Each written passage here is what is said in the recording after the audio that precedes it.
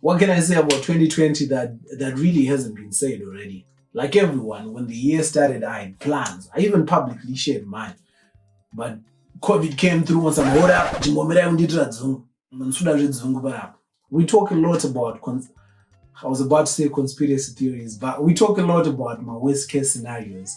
But 2020 really came through and gave us that, a proper worst case scenario. I didn't get to do a varsity tour like I had planned. There was no Mkoma Bruce. We had zero Madhorofiya social, zero. I didn't get to host the Urban Grooves Block Party. But in all the haphazardness, in all the uncertainty of the year, one thing remained constant. And that was your support. And through that support, Madhorofiya Republic managed to stay afloat.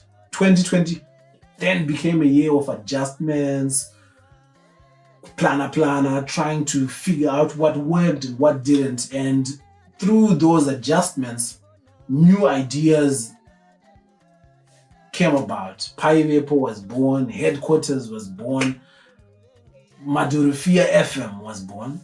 There's even some stuff that I can't even talk about yet. But the point is, none of this would have been possible if you guys hadn't been rocking and supporting Madhorofiya Republic. I really am excited to see where some of these new ideas can grow. We haven't even done or put out an episode of Headquarters yet. I'm excited for you guys to see that. But whatever happens next year, I think we've shown that together we can go through it. You guys are truly my MVPs and I'm forever grateful. Musa itire inini chete. I wish you guys a Merry Christmas and a healthy New Year. Heavy.